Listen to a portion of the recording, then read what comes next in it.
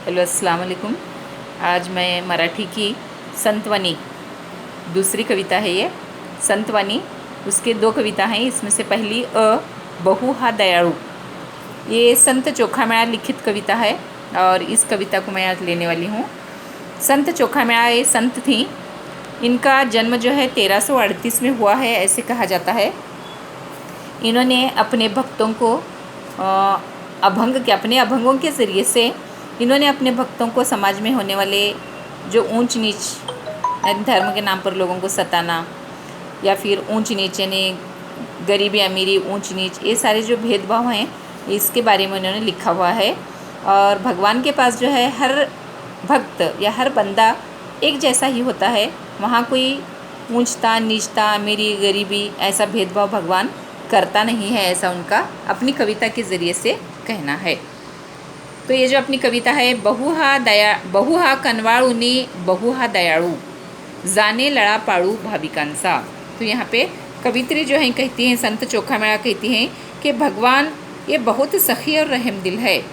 बहु हा कनवाळूनी यानी रहम दिल, बहुत ही रहम दिल है, बहुत ही सखी है। ये कनवाळूनी है, बहु हा कनवाळूनी बहु हा दयाळू, वो बहुत ही सखी है और बहुत ही दयालु है, ऐसा उनका कहना है। जाने लड़ा पाळूनी भाविकांचा, ऐसे अकीदतमंदों से वो लाड़ प्यार करना जानता है, उनसे मोहब्बत करता है, उनकी हर तकलीफ़ दूर करता है, ऐसा उनका कहना है कि जाने लड़ा पाळूनी भाविकांचा। भगवान जो है जो अपने से अकीदत जो भक्त है, जो उनसे अकीदतमंदों से जो उनके पास आता है अपनी अकीदत लेकर, ऐसे अकीदतमंदों से वो लाड़ प्यार करना जानता है, उनसे मोहब्बत करता है और उनकी हर तकलीफ़ को दूर करना जानता है। उसके बाद भगवान के पास यानी कवयित्री कहती हैं कि जातवित गोत न पाहीची काही, घालवी हे पाई मिठी उगी।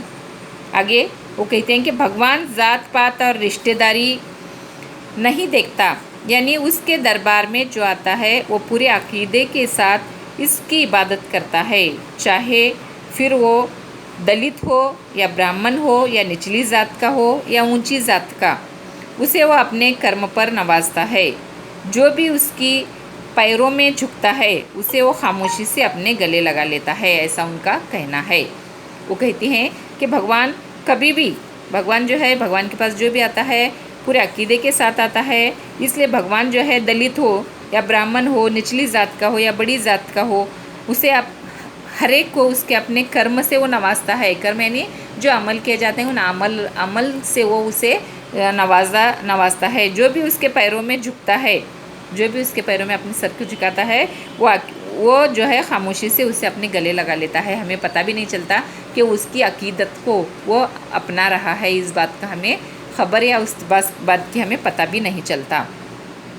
न मांगता आभारी आपे आप होतो, भाविकांसी देतो मुक्ती मुक्ती। भाविकांसी देतो भुक्ति मुक्ति। भुक्ति और मुक्ति का मतलब है जो दुनियावी चीज़ें हैं उनसे नजात पाना। तो न मांगता आभारी आपे आप होतो, जो भी उसके दरबार में पूरे अकीदे के साथ हाजिर होता है, उस भक्त ने अगर कोई दुआ न भी मांगी हो तो भगवान उससे उसकी ज़रूरत के मुताबिक दे देता है। इस पर अपने आप अपनी मेहरबानी करता है और दुनिया की गैर ज़रूरी चीज़ों की ख्वाहिशात से उसे नजात दिलाता है, यानी भुक्ति और मुक्ति दिलाना जिसे हम कहते हैं। तो भाविक जो है, जो भक्त है, उसे गैर दुनियावी जो चीज़ें हैं ये फ़र्जी हैं, कुछ दिनों के लिए हैं, इसलिए वो क्या करता है उन चीज़ों से उसे भुक्ति और मुक्ति दिलाता है। मतलब उसके ख्वाहिश जो ज़रूरी चीज़ों की ख्वाहिश से उसे नजात दिला देता है। और वो शख्स दुनिया के सामान जमा करने में मशगूल न होकर अपने आखिरत का सामान करने में लग जाता है, यानी मुक्ति पाने के लिए, मग़फ़िरत जिसे हम कहते हैं। तो दुनिया की चीज़ों को न इकट्ठा करते हुए अपने आखिरत की चीज़ों को, यानी मुक्ति के लिए, अपनी मग़फ़िरत के लिए जो चीज़ें हैं उन चीज़ों को जमा करने में वो लग जाता है। चोखा मणे ऐसा लाघवी श्रीहरी, भवभय वारी दरुशने। चोखामेळा आगे कहती हैं, संत या लेखिका या कवित्री जो है संत कहती हैं, चोखामेळा आगे कहती हैं कि भगवान इन श्रीहरि ऐसा प्यारा बोलने वाला या अच्छा बर्ताव करने वाला है कि उसके दीदार से, दीदार मतलब दर्शन से ही डर, खौफ, दुख, दर्द, मुसीबत दूर चली जाती है, ऐसा यहाँ पे उनका कहना है। और ऐसे ही लोगों को भगवान जो है अपने दर्शन देते हैं। दर्शन देना यानी मतलब उन्हें पाना, उनका दीदार होना। उन भक्तों को ऐसे श्री हरि का, ऐसे लोगों, ऐसे भगवान का दीदार हो जाता है जो दुनियावी चीज़ों को छोड़कर, उनके दिल में किसी भी बात का डर नहीं रहता, खौफ नहीं रहता, दुख, दर्द, मुसीबत कुछ भी वो सोचते नहीं हैं। हाँ, मुझे दुनिया छोड़नी है और मुझे आखिरत के लिए चले जाना है, उसी का सामान मुझे बनाना है, ऐसा जो सोचता है इंसान, भगवान जो है उसे अपने दर्शन देते हैं, उसे अपने दीदार वो कराते हैं, ऐसा उनका कहना है। तो दुनियावी चीज़ों से हमें कभी भी लगाव नहीं रखना चाहिए, क्योंकि ये दुनिया फ़र्जी है और हमें यहाँ से एक दो रोज़ जाना है। इसलिए वो कहती हैं कि भगवान की आराधना करो, लेकिन आखिरत के लिए करना है, मगफिरत के लिए करना है, मुक्ति के लिए करना है, ऐसा संत चोखा मेला का कहना है। मेरे ख्याल से आप लोगों की कविता समझ में आ गई हो।